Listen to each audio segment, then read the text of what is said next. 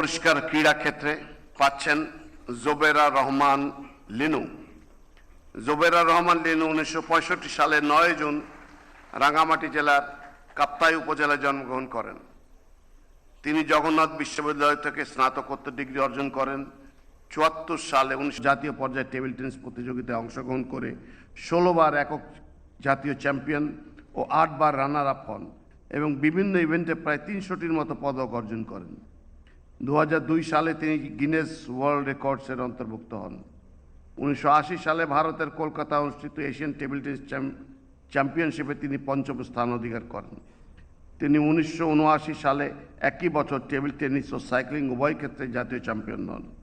তিনি একজন লেখক এবং সামাজিক সংগঠকও।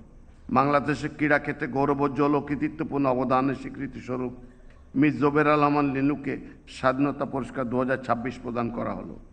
আমি মিস জোবেরা রহমান লিনুকে পুরস্কার গ্রহণ করার জন্য অনুরোধ করছি।